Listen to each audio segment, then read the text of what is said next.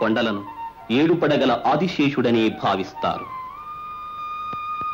దివిని భువిని కలిపే పర్వత శిఖరాలలో భగవంతుడు స్వయంగా సాక్షాత్కరించినాడు.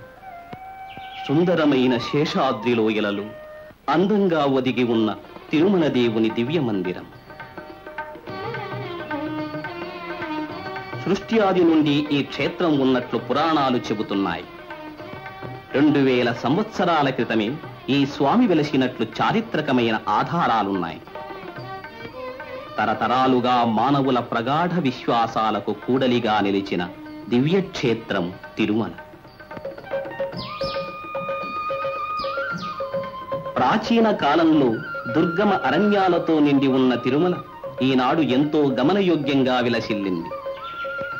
ఈ పుణ్యక్షేత్రాన్ని దర్శించడానికి మన దేశంలోని అన్ని ప్రదేశాల నుండి యాత్రికులు వస్తూ ఉంటారు. కాలం సాగే కొద్దీ తిరుమల దేవుని సుకరంగా సేవించుకోవడానికి అవకాశాలు ఏర్పడినవి.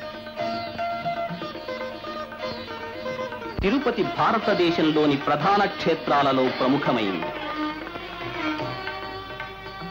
కొన్ని శతాబ్దాల క్రితం చిన్న చిన్న గుంపులుగా సాగే జనం ఇప్పుడు తండోపతండాలుగా పెరిగిపోయింది.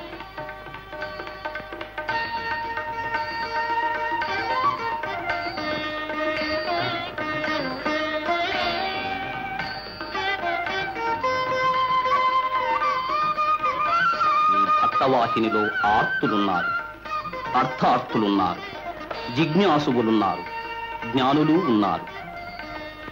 పరమాత్ముని దృష్టిలో అందరూ సమానమే. భగవంతుని అనుగ్రహాన్ని ప్రతి ఒక్కరూ తమ శ్రద్ధాభక్తులకు తగినట్లుగా పొందుతారు. ఈ అనంత జనసందోహం భగవంతుని దర్శించాలనే కుతూహలంతో పరువళ్లు త్రొక్కుతున్నది.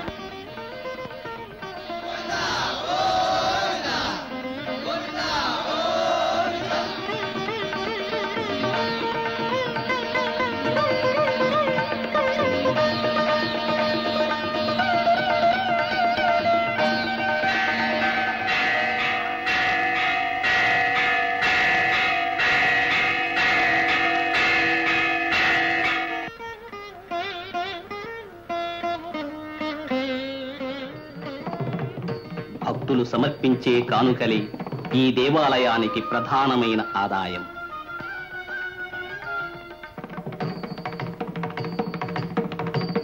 వడ్డీ కాసుల వాని హుండీ మహిమలు అందరికీ తెలిసినవి.